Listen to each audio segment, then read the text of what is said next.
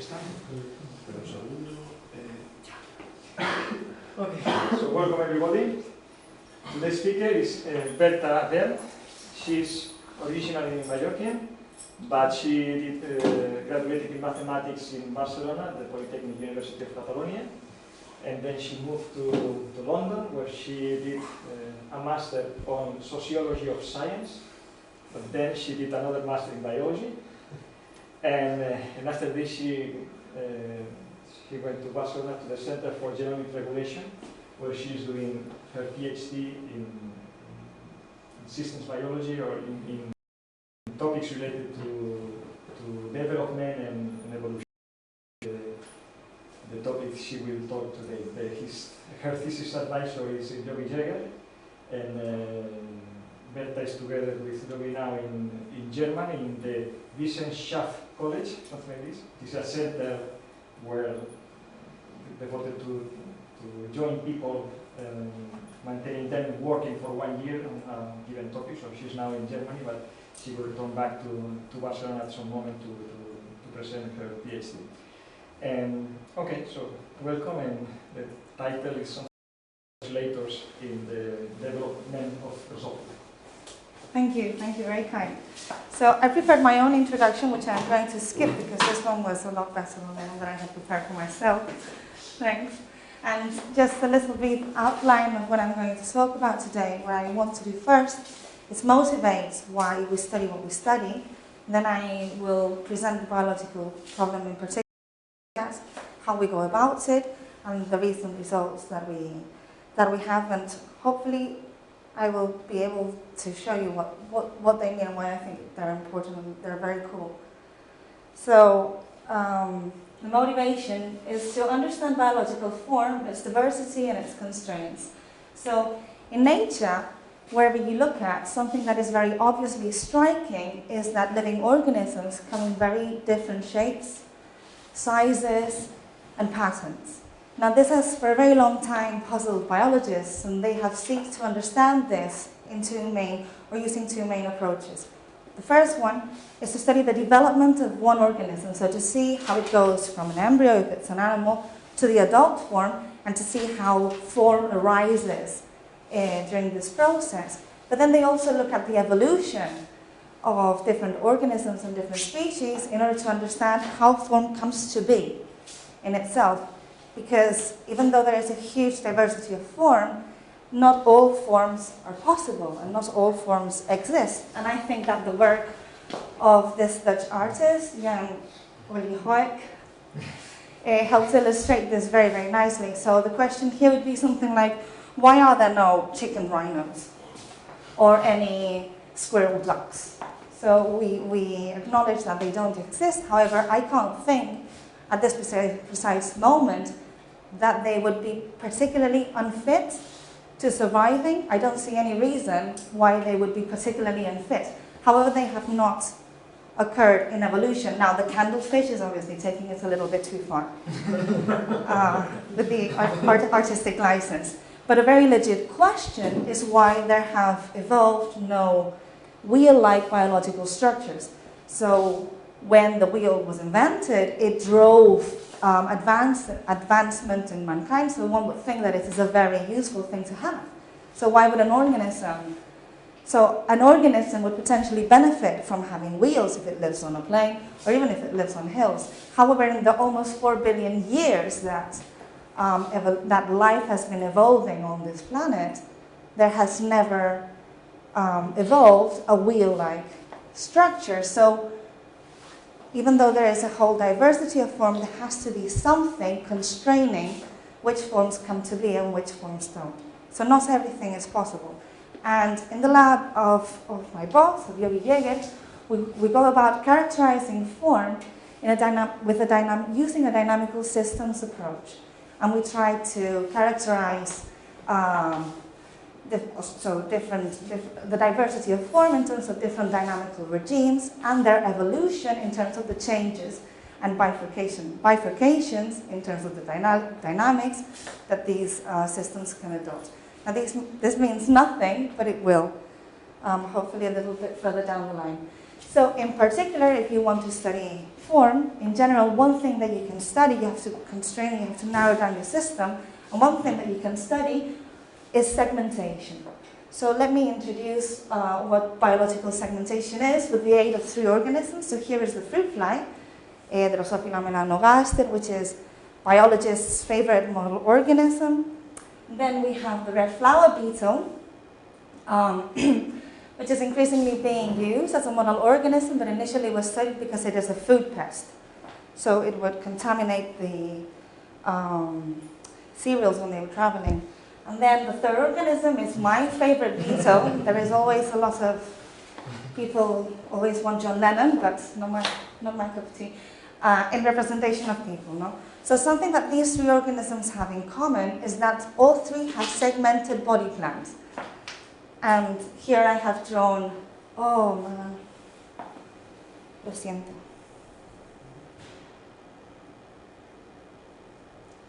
Jesus Christ. 1 second, please.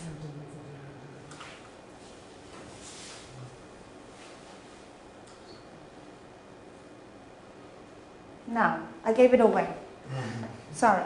But 2 of these organisms are more closely related amongst each other than with respect to the third one. And I told you, and you would have probably guessed it right. Indeed,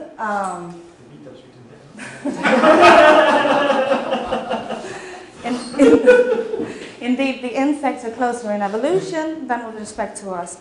However, what these 3 have in common is that they have segmented body plans. And if we look at the Drosophila's exoskeleton, here I have highlighted the head segment, then the thorax segment, and the various abdominal segments. The same is true for the beetle, and this is the dorsal side, but if we would turn it on its tummy, you would see that it also has abdominal segments. And we have lots of different segments. So one example are the different vertebrae, but you can also look at the muscular structure, and we also have segments in terms of our muscular structure. In fact, a lot of animals a lot of very different animals have segmented body parts. And these belong to the families of the annelids, which include the worms, the arthropods, which include the Drosophila, and the vertebrates, which include us. And these are some of the most successful animal families on Earth. If you are an animal and you are alive, you have an 80% chance of being an arthropod, of being a bug or an insect. So they are hugely, hugely successful.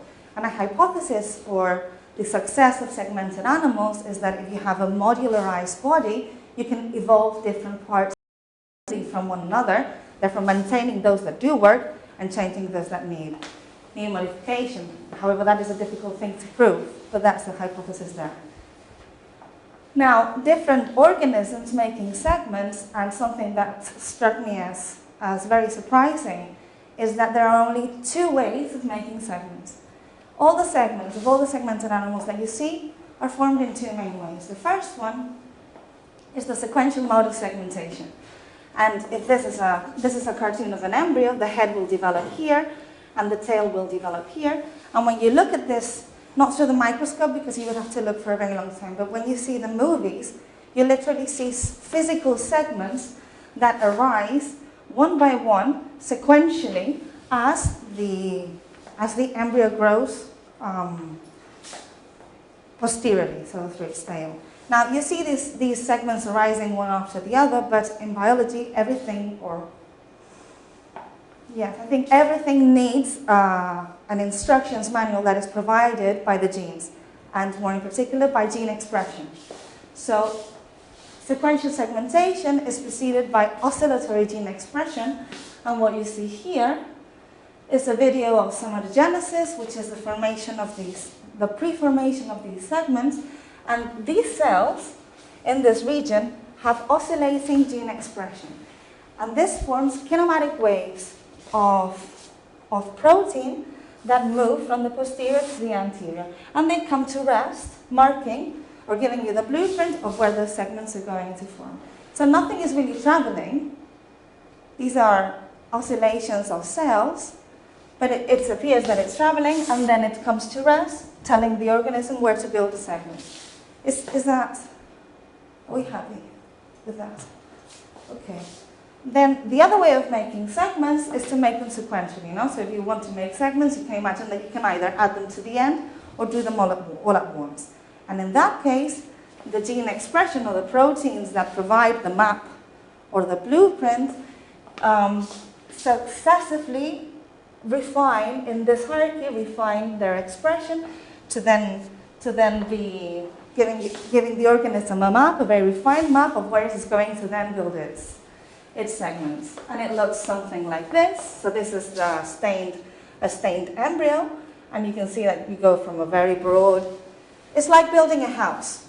You're going to build it here, and then you say, okay, and this will be a room, and this will be where I have the television. So you subsequently subdivide the space to tell you where those segments are going to be. Okay, so 2 modes of segmentation. And if we go back to,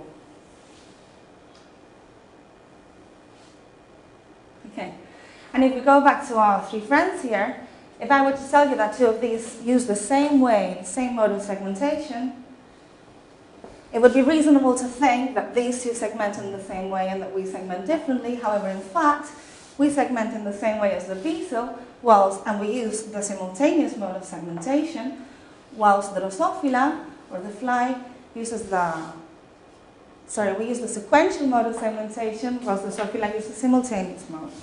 And, moreover, if you zoom in and look at the phylogenetic tree of the insects, you have examples of both. In red, you have species that use the simultaneous mode of segmentation, where all segments are made at the same time, the Drosophila down here. And in black, you have the sequential mode of segmentation with our friend the beetle here. Now, it is known that the more ancestral mode of segmentation was more sequential like we use, or like the volume uses. And that in evolution has switched, or that the simultaneous mode of segmentation has evolved independently many times during evolution. This means that for evolution it is quite easy to switch from sequential to simultaneous, independently, without a common ancestor that helps it do so. In fact, there is an example of a parasitic wasp that is known to have started off to have an ancestor that used the sequential mode, switched to simultaneous, and switched back to sequential. So it seems that these 2 ways of making segments look very different, but it looks as though evolution finds it very easy to switch from one to another. So what we want to know in the lab, is how do the different modes of segmentation really work, each of them separately. Then, can we find some general mechanisms that characterize them and make them comparable? And for this, we characterize them using a dynamical systems approach in order to then be able to compare them. And are they really that different if evolution finds it so easy to switch from one to another? So what we do in the lab, where I work in Barcelona and now in Berlin, is that we try to characterize the simultaneous mode of segmentation using the gap gene network in Drosophila melanogaster. Now, I told you before that when you make your segments simultaneously, this happens in a hierarchy of gene expression. At the beginning, you are activated. So this is a Drosophila embryo. The head will develop here, the tail end will develop here. And these maternal genes, which are deposited by the mother and then get translated into protein, are expressed in these broad domains. And they activate the gap genes, which belong to the fly, to the embryo of the fly, and they are expressed in these broad overlapping domains. And we want to know the underlying gene network that gives rise to these patterns that we see, which form the first tier in the segmentation of the fly. Please feel free to interrupt me if there's anything that needs clarifying. So we have data, and this is a very beautiful data set because it's a protein. It's taken many years to collect. And here I'm showing you the maternal gradients. This is again an embryo. In pink, we have the bicoid gradient from the anterior to the posterior. and caudal in purple, from the posterior to the anterior. I work in the trunk, so I'm interested in gene expression in the trunk region of the embryo, and what experimentalists do is that they stain the embryo at 10 different time points during its development, and they record in every position the concentration of each of these genes, of each of these proteins. And this gives us a quantification of gene expression at different times. Now I want to mention, here I'm just showing 3 times, the earliest one in this transparent curve, and then 2 more time points. I want to mention that the maternal gradients decay over time at the same time scale as the GAP genes are activated. Sorry, I don't understand. What is a maternal gradient? I mean, what? So I should say. I should say. So when the eggs are laid, mRNA from the mother fly gets deposited at the poles. Now, this is not from the embryo's genome. This is provided by the mother. Then this mRNA gets translated into protein, and it diffuses, and it gives you these broad gradients. And these gradients provide the catalyst for activating the gene expression, or the genes of the embryo of the fly. Are they in the embryo cells or in the intercellular? So this is a syncytium, which means that there are no cells. All these are just nuclei. So this is a huge cell with many nuclei. Cellularization happens later. So there are no cell membranes to cross. You can get translocated into the nucleus, but there are no cell membranes. You say that the motor DNA is not in the nucleus? No. No. Nucleus is the yes, and you only have mother mRNA, which then is made into protein and diffuses, and this gives the starting point, so the catalyst. And we record this because this is what... This point in the egg, is it a special point? So what is this DNA, the maternal DNA, what is it? RNA. So it's not RNA. So does it break the symmetry of the egg? So yes, that most definitely. So where in the pole where, so there is a shape, so there are ellipsoids, and that is given. But then depending on what pole gets bicoid and what pole gets caudal, that will determine where the is going to be and where the posterior is going to be. So most definitely this is a symmetry breaker. But it's not sometimes symmetry breaking, because No. That would be a stable system. Very directed indeed. So does the egg by when the egg is laid by the mother, the symmetry is broken already? Yes. And are there experimental evidences that without the gradient that would be a stable system? So yes, for example, if you can knock out bicoid, which means that you have mothers that don't have any bicoid gene. Therefore, they can't deposit any mRNA. And bicoid, so these gradients are formed also because bicoid is repressing the production of caudal, where bicoid is expressed. And so you have a homogeneously expressed caudal, and in those embryos are called bicaudal mutants, and you have a symmetry in the middle. And you have 2 posteriors.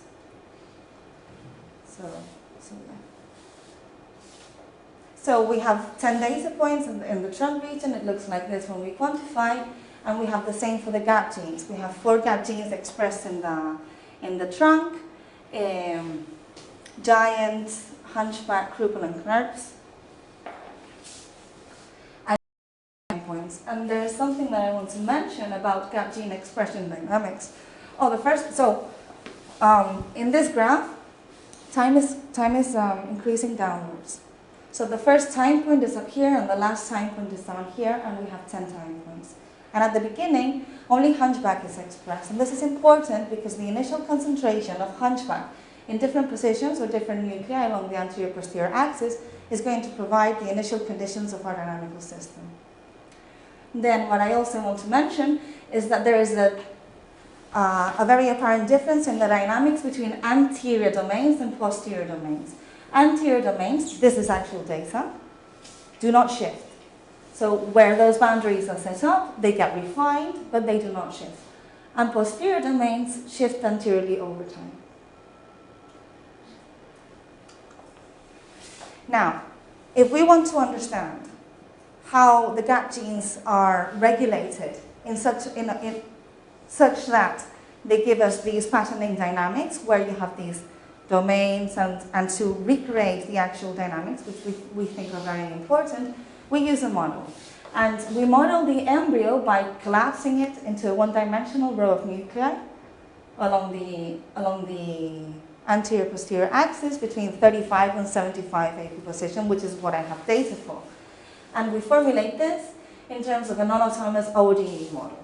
So the rate of change in concentration of a gap gene in every nucleus is given by a production term, a diffusion term, and a linear decay.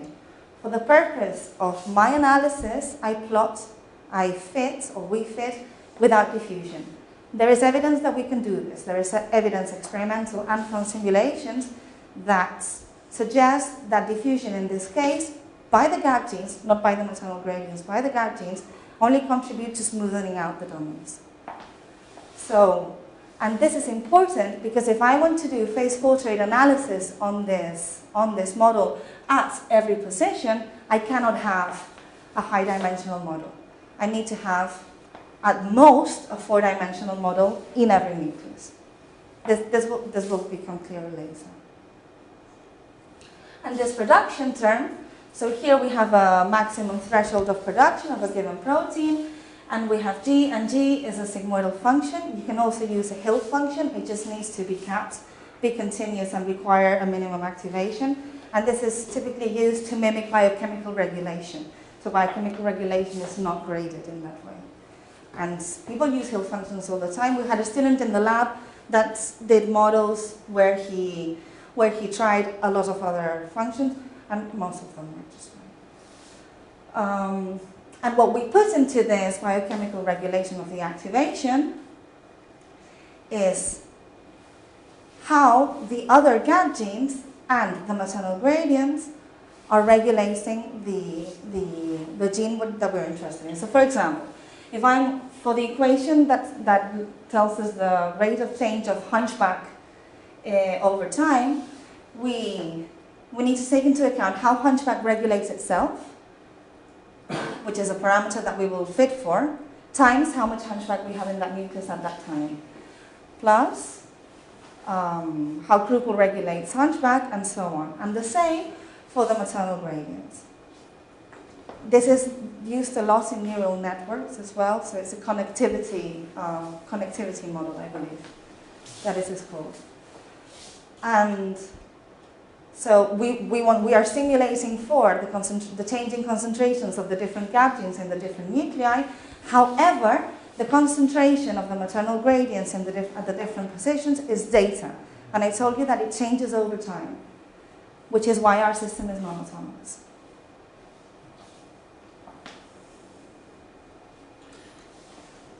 So Anton Kronbach, who's a postdoc in the lab, does the fitting for this. Does the fitting from the data, and we use a weighted least squared, and we use a simulated annealing algorithm, and we send all our stuff to the supercomputing center Mare Nostrum in Barcelona. And what we do is we start with a random network, you simulate it, you score it, and then you compare it, and you do this for a couple of millions of times, and and when the score no longer improves, you have the best fit that you could get. And what this fits for are the parameters in the model. So from this, we infer. This allows us to infer from the data parameters that represent how the gap genes regulate each other and how they regulate themselves and how they are regulated by the maternal gradients.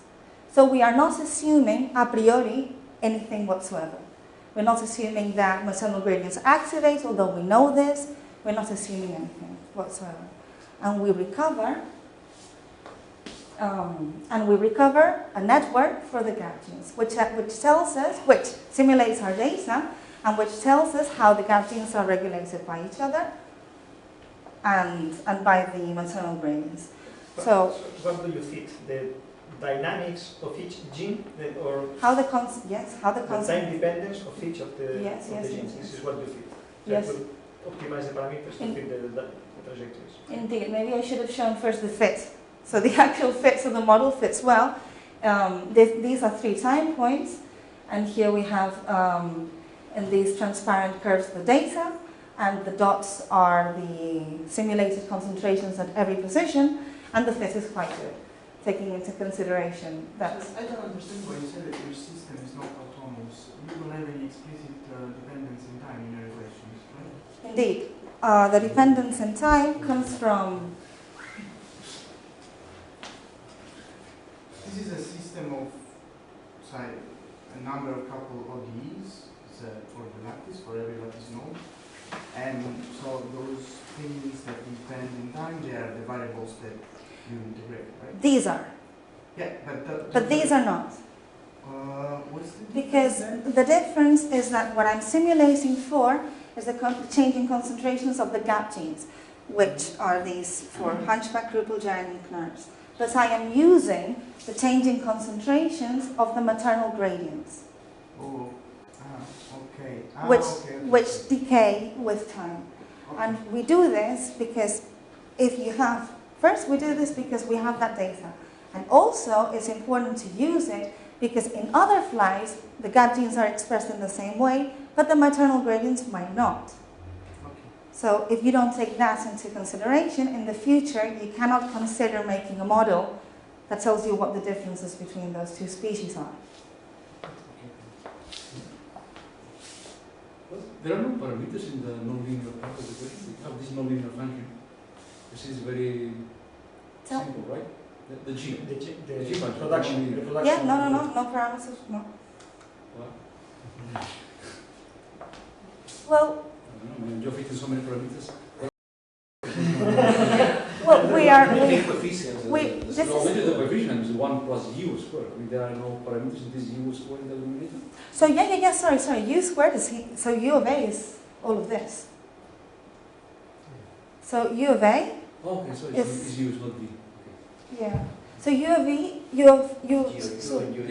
sorry, yes, u sub a takes in all of the regulatory inputs of that genes and But I don't think passes that also them. the shape, the particular expression for the nonlinear function, could modify the other parameters. Yeah, instead of This one, for So power you two, can- for sure. be a power n. For sure. However, you have to. There are some things that you have to assume. Now, if we were to use another shape, it can't be massively different. So, so because of Michaelis Menten and stuff like that, it has to cap and it has to have so it cannot be linear. So that we know. Now, if we were to take another shape, I agree with you, we would have different parameters. However, what we saw is that you have the same nature of the parameters. Where you had an activation, or where you had a positive parameter, you still have a positive parameter. And where you had a negative parameter, you still have a negative parameter. So you can't take the actual values of, so the magnitude of those parameters tell you only so much. However, the nature is very important. The qualitative nature of the signs of those parameters do remain. One more question related also to this.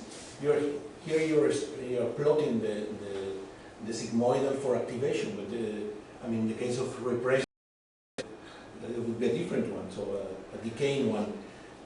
I saw that the result is that you always have repression. I mean, so my question is, force that the fit is one particular kind of sigmoidal, or you would allow for both the activating and the repressing, so the increasing and the decaying. So we fit the translation. So how you translate it. And by doing that, we can reduce the activation. So that is the parameter 2, this plus h.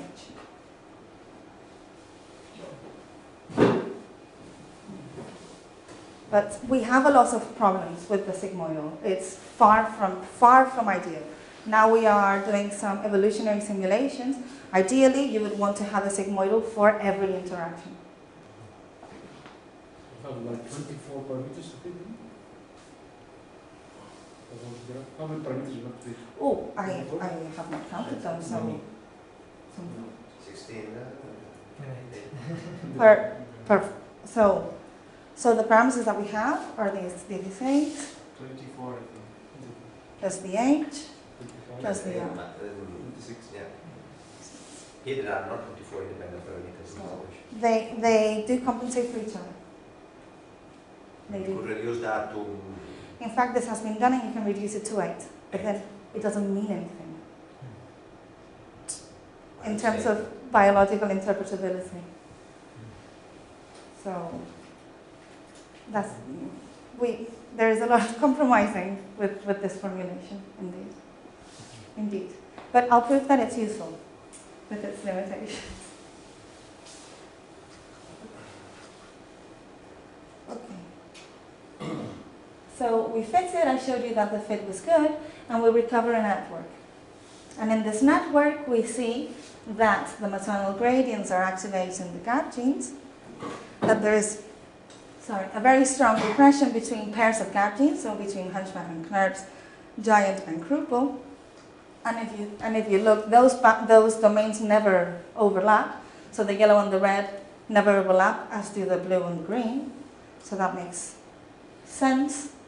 Then we have autoactivation, and then we have cross-regulation, mainly weak repressions between the gap genes.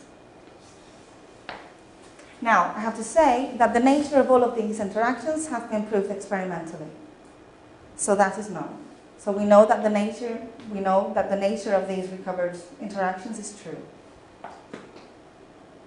So here we have the fit, and now comes the analysis. And what I do once I have the gene circuit, so once I have the network and the fitted parameters to my equations, I go nucleus by nucleus. Each of these dots represent a position which is represented by a nucleus, and we saw that I have an independent system for every nucleus, and I do phase-space analysis. On the dynamical system, I determine the steady states, the nature, how many, the basins of attraction, and then I plot the trajectory. The trajectory represents how the concentration of the gap genes changes in that position over time. And what I found was that, and this is in agreement with previous models, was that patterning in the anterior part of the embryo where the boundaries are static, where the boundaries are not shifting, happens in a multi-stable dynamical regime, close to steady state by the end, and that what determines which basin of attraction you fall into is the initial hunchback, this yellow gradient, initial hunchback concentration. So for positions or nuclei at high hunchback concentration, you go towards the high hunchback, high giant attractor, which means that over time, in that nucleus, the blue and the yellow gene are expressed. Now, then you shift. Then there is a critical value of hunchback at which you change basins of attraction. You go towards another attraction at high hunchback, high crupule, so expressing the yellow gene and the green gene. And if you have even less hunchback, you go to another attraction. So we characterize the dynamics, or the dynamics of the boundaries or the gap gene expression in the anterior region of the embryo by saying that it is close to steady state in a multi-stable system. Now, the posterior. In the posterior, I told you that the gap gene domains were shifting forward over time. And you can see this here. Now you can see how the blue domain is shifting and how the red and the green domains are shifting. So the dynamics are, to the eye, already different than from the anterior. And by doing phase-space analysis, what I found was that the system in the posterior trunk region of the embryo was monostable and was driven by a spiral sink. So a spiral sink point attractor with complex eigenvalues, which describes damped oscillations in dynamical systems. Excuse me, by phase-space analysis means that you explored a lot of different parameters? No. That with the parameters that have been fitted by the model. You explored a lot of initial conditions then? So I look a lot of initial conditions in order to be able to visualize the different basins of attraction. Right. But what I am really interested in is the one trajectory that the actual data, that represents the actual data. So these here, so by this here, what I am, in a cartoon way, what I am showing is the trajectory for one of these nuclei here. That starts with high hunchback, which is yellow, high hunchback concentration, and over time converges towards this attractor situated at high hunchback, high giant, and so does the trajectory goes towards this, and it accumulates giant protein, which is the blue one, and hunchback protein, which is the yellow one. So I want to use features of phase space in order to be able to explain, in order to find what is shaping the actual trajectories, which describe the changing concentrations of gap gene expression in the different nuclei. So on the left you have 3 fixed points. Yes? This is Yeah. a 4-dimensional system. And depending on your initial condition, your initial concentration, you go either one or either the other. And that's Indeed. the And that initial is concentration is given by the model. by the initial concentration of hunchback, which is a gap gene, but is also maternally expressed as a gradient. So these are basically analytical results, right, from your models, not fitting Oh, you have Yeah, of course. So the trajectories have been fitted, Yeah. so they are simulated by a model that has been fitted to the data. So they replicate the data very closely. You cannot have analytical results because no, you it's- have those parameters that have it. Use numerical. Okay. Use numerical. Yeah. Sorry, can you repeat, because I got lost. Okay. Can you repeat How they talk? No. when you start to analyze the dynamical system? Okay. Okay, so I have my... Yeah. So I have my model. My model replicates the data very well. I discretize the space. So I discretize the space because I told you that I modeled this as a 1-dimensional row of nuclei. And I decouple the equations by fitting without diffusion. So at every position, I have a system of a 4-dimensional system, a 4-dimensional dynamical system. 4-dimension because it simulates, each variable is one of my gap genes. Yes? Yeah. And then what I do is I go through this discretization of space that I have done, and for every position, I do a phase portrait analysis, which means That's clear, but then when you do the analysis, what is the outcome of the... so what we found is that there are 2 distinct dynamics guiding the dynamics of gap gene pattern formation in the anterior and in the posterior. So the dynamics are driven by in two different ways. There are 2 different regimes that upregulate and express the gap genes. In the anterior, the system is multi-stable, which is the most important thing to say. System is multi-stable, and these are point attractors, so linear asymptotic convergence. And in the posterior, the system is monostable, so there's only one basin of attraction, defined by a spiral sink, which makes trajectories which characterize damped oscillations. Therefore, the trajectories are convergent in spirals. Which is that fixed point, sorry, because No, I'm not sure. all blue or red. But No. So, just that. But then if we look at the phase portraits for the posterior, these are the spiral sinks. So this is a 3-dimensional projection onto the 3 genes that are expressed in all nuclei in the posterior part.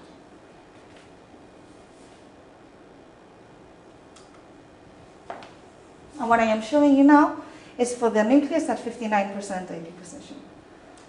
Okay, so I told you that the system was non-autonomous, therefore the phase portrait is not steady over time.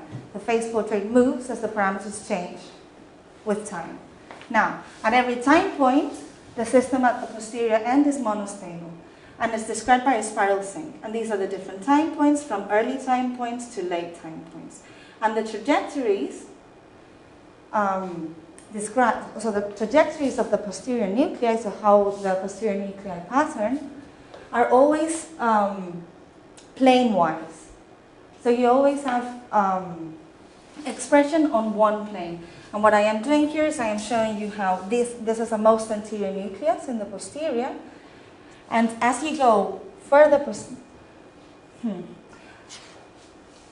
as you go further posterior, you start with different values of hunchback, which means that you start spiraling from different positions on the progression of cat gene expression defined by the spiral sync. When you have a linked cycle, that defines a cycle that you have to go through. When you have a damped oscillation, that necessarily defines a progression. It's not a cycle because it is not repeated, but it's a certain progression. So I illustrate this with swings. A swing is a... Sorry, so what you have in a dynamical system at a different dynamical system at every single time at every single space point. Yes. And you analyze all these dynamical systems continuously in time? Discretely in time. So I'm sorry. So I can calculate the trajectories continuously, but then because I only have data for 10 time points, I can only do the phase portrait analysis at those same time points and then stack them together. However, the major result in the posterior is irrespective of time, because you have a monostable system that doesn't change. It's true, it moves around a little bit, but what is important is that these dynamics are driven by a damped oscillator. And how they do this is as follows. Jesus. Okay. So when I am plotting here, this is just the data. What I am plotting here is every single posterior nucleus, and I am plotting the data and time goes downwards. Here in a graded yellows, we have the initial conditions of hunchback. And what I have done here in these cartoons is show you that the different differential initial conditions of hunchback make that nucleus to start expressing the genes from a different position on the progression of cap gene expression that is defined by the underlying spiral sync. So these are the damped oscillations. And the consequence of this are the shifts. Because if you look at two adjacent nuclei, for example, you can look at the nucleus at 71% AP position and the nucleus on its anterior neighbor, what happens is that this one, starting with less hunchback, means that it starts expressing further on in the progression of gene expression, which means that it encounters boundary changes sooner than this one. And the emergent property of this are the apparent, because this is happening throughout the posterior. What this looks like, this means that the anterior shifts of the posterior cap gene domains are just an emergent property of this underlying damped oscillator mechanism. You analyze each of those oscillators as independent, but they are coupled one to the other. No. Because it's diffusion, neglect coupling. I mean, in the real system, they are coupled through diffusion or whatever. But if you... Okay, so my question is, wouldn't this be a traveling wave in the system? So that's the thing. Again, this is also... So if you start with the initial equation that you have with the coupled system, there should be a traveling wave solution which is stable in that system. So you mean like a kinematic wave? So nothing is actually moving though. That is an important thing. Nothing is actually moving. Well, the front. The front. No? The front. Yeah. But protein molecules are not moving. In a traveling wave, neither. Except on the beach, in a water wave, nothing moves. Same thing.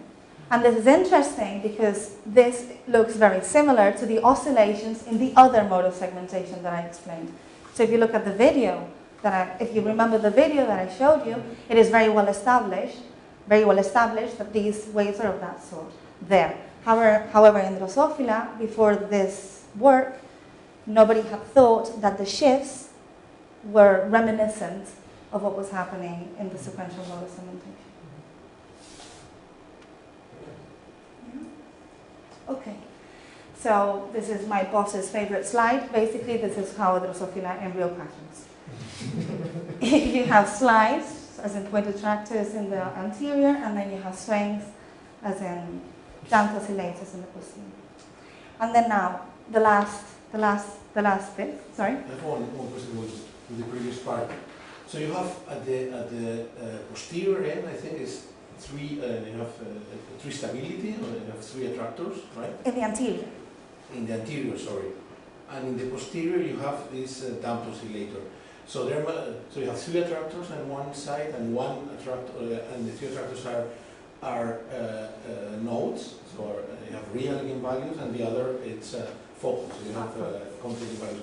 How is the transition from three attractors to one also with complex eigenvalues?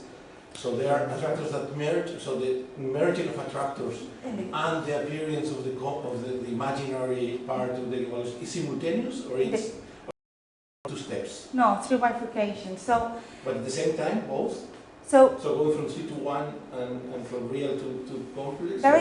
Two steps. Bear in mind that I have a discretization of space. So of course, in my system, you go from having a nucleus in this system to having a nucleus in that system. And also, this is a simplified version. There are bifurcations that happen in time and bifurcations that happen in space here. So it isn't, yes, bifurcations happen progressively as you approach this 52% AP precision. From the anterior to the posterior, you this axis. Yes, but they also happen in time. Since in an autonomous system, you can have. You have not characterized that, or have you? Yes. These bifurcations? I just don't talk about it that much. But then there has to be a bifurcation point there always. Some of that point is at the critical point. Yes, definitely. This is a critical point of the system. This is the division between both dynamic regions. Okay. So. Sure. That point should not. Well, if you are there, you should not move. Is it visible there? Or not here? Something else again? Somewhere which is fixed value during time. Yeah, more or less where the dash is it? Well, but you still have a trajectory. So the phase portrait is, I think I don't understand what you mean then, but so because it's critical, you think that it should be, because it's critical, you think that the concentration should not change here over time? Well, you have critical slowing down with respect to the other one, so you have neutral eigenvalues. You should have something which goes much slower at that part than the other parts, things like that. I have not looked into that. I don't know.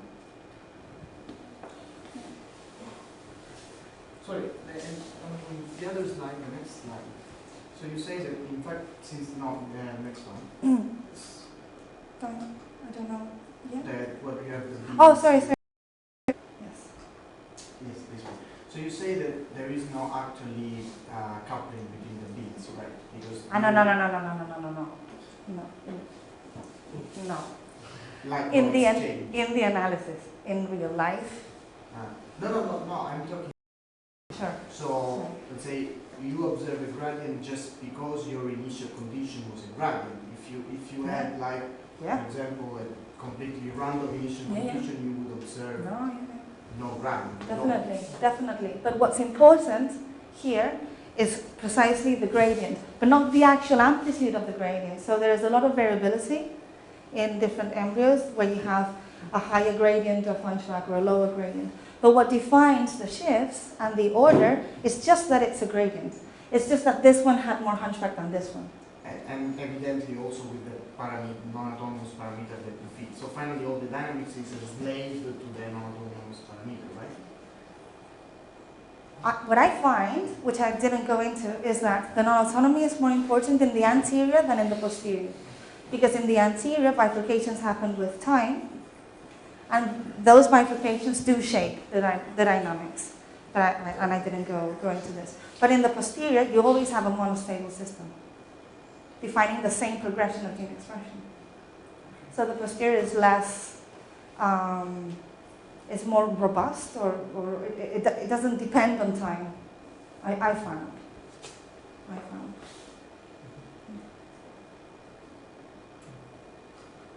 Okay, so we have a model, and we saw that there are two different dynamical regimes that are passing in the anterior and in the posterior. And if you remember, we had recovered this network of interactions of the gap genes, and we have our decaying maternal gradients. No? So I wanted to know whether I could find something, whether I could dissect something in this network that would be responsible for the damped oscillations. I wanted to see if there was something here, a minimal motif that would already recover the damped oscillatory dynamical regime. Because that is a thinking tool. It doesn't mean anything in biology. It doesn't mean that if you then put that minimal motif into an animal, it's going to give you damped oscillations. But it is a very, very powerful thinking tool if you want to then think of evolution in terms of different dynamical regimes. So we have this network, and I'm going to now draw it with a spatial component to it. So what I am showing you here is the network with a spatial component to it and the most important interactions that we find. So this is the anterior. These are the domains. So I represent domains now in these squares. So this is the anterior hunchback, the central nerves, the giant and the crouple, and the posterior hunchback. Don't worry about the terminal ones because I don't deal with those. And we have these very strong repressions. If you remember, these very strong repressions here are shown here between neighboring domains as well as here. And then we have these repressions that go from the back to the front. Now, this drawing has been published by my boss and by a postdoc in a paper for 3 years, something like that. However, I had to do a very gruesome analysis to come up with the minimal subnetwork, which of course is this one, where you have 3 genes which repress each other, and then you have a back reaction. And you find this motif at work in the posterior region of the embryo, in the middle region of the embryo, and surprisingly in the anterior region of the embryo as well. So together with Nick Monk from the University of Sheffield, we did an analysis of this motif, and we found that it could operate in 3 different dynamical regimes. It can oscillate, like in the sequential mode of segmentation. It can give you damped oscillations, like in the posterior trunk region of the Drosophila embryo that we found, and it could also give you multistability or bistability in this case, which is precisely a lower dimensionality proxy for what we find fascinating, the anterior. The oscillations are not given by a limit cycle here, right? There should be a center. There should be like Hamiltonian oscillations. No, Because it's, there should be an equilibrium system symmetric, right? it's like the representator. It's a representative The system. 3 So you impulsive. really have a limit cycle here? Because I can understand that you get damped oscillation if you put like the other The back reaction, yes. yes. So if you just have a symmetric system there, But it's not symmetric. The intensities will not be the same. Not necessarily. Okay, not Sorry, symmetric. no, not necessarily. ah, This is, yeah, not necessarily, yes. So this motif that we find in the gap gene network can do these 3 things. Therefore, if I were to dissect this motif from the network and use the parameters that we have inferred from the data and find in which dynamical regime they were each working, I should find that these 2 work in the damped oscillatory regime, and that this one works in the bistable or in the multistable regime. And when you do a bifurcation analysis, lucky me, this is precisely what we see. What you see here are just bifurcation diagrams, where in every case I consider these interactions, so the strong mutually repressive interactions, as constant, and then I move, and I do that because these are always very, very strong when compared to the other 2. And then, however, it doesn't matter what I consider constant for the bifurcation analysis. And then I change the other 2. And then what I do is I plot my actual parameters from the model, and we recover bistability and damped oscillation. So this is good because this means that we have found a minimal motif that recovers the dynamical regime. It doesn't recover the actual patterning and the correct dynamics, but this helps us understand this dense network a little bit more easily. And to finish off, I would like to give you just a little bit of outlook and tell you what this means in terms of the biology. So I told you that we have this division here, and it's roughly at the top or in the middle of the green, of the central green domain. Now we also work in the lab with this other flag. These are dead, that's why they have legs. But they're also good anyhow. And we work, and this is a Megacelia abdita, which is a scuttle fly, which is a fly that forensics use to date cadavers. And in Megacelia, Megacelia has the same gap genes, and these two are 180 million years away in evolution. So to give you a scope of that, that is a lot. So mammals hadn't evolved yet when these two branched out from a common ancestor, and still they have the same gap genes in the same order, but what changes precisely is the dynamics. So in Megacelia, the shifting domains start sooner, and they include the whole of the green domain and the posterior boundary of the anterior hunchback domain. So all of these shifts, whilst in Drosophila we saw that the division starts more posteriorly.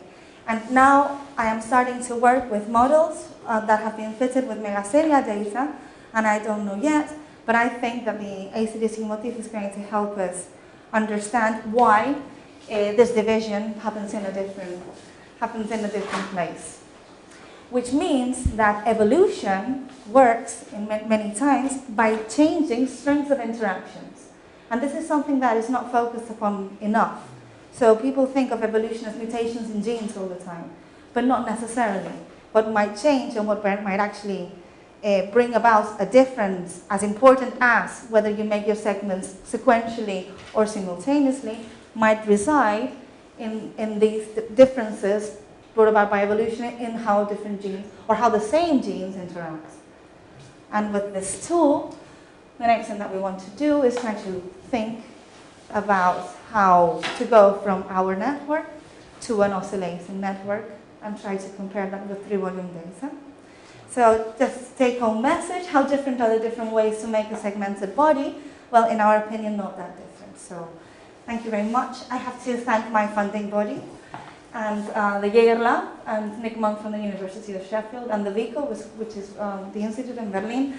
And thank you for letting me talk and for coming.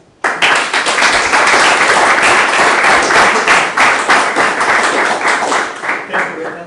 So I think lots of questions, but if there is something more to ask, please.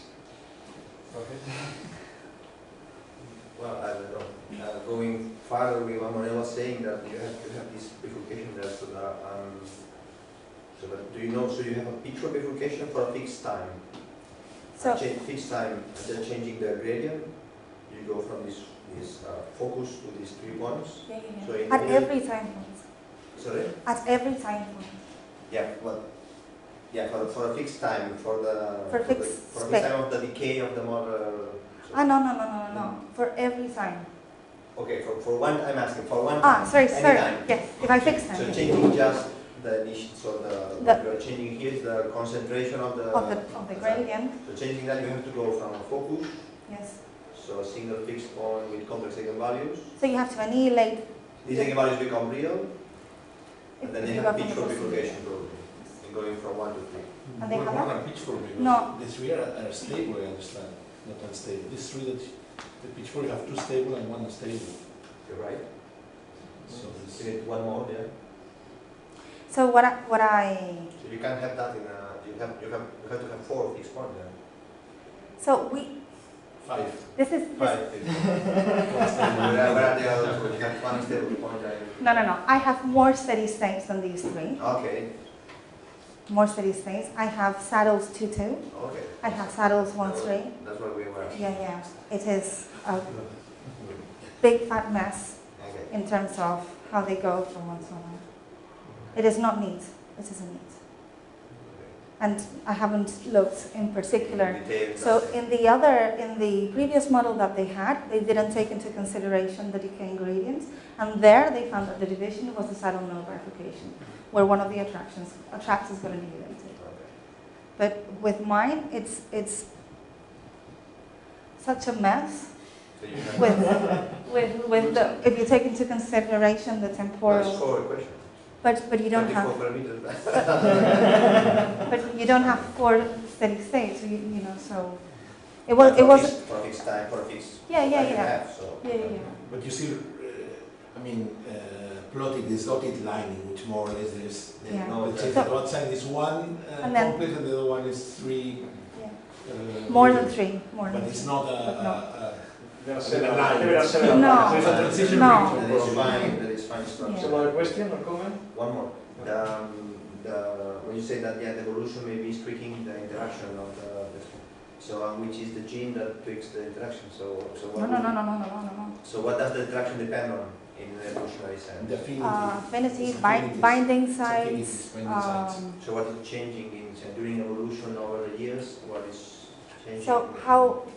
So the genetic You can- information is the same, but the organism is changing this thing. So what's changing there? No, that's not what we're claiming. So the genetic information is never the same Oh, okay. because so that is hunchback in megathelium, that is hunchback. So they are homologous or orthologous depending on their evolution. They are equivalent. They're not exactly the same.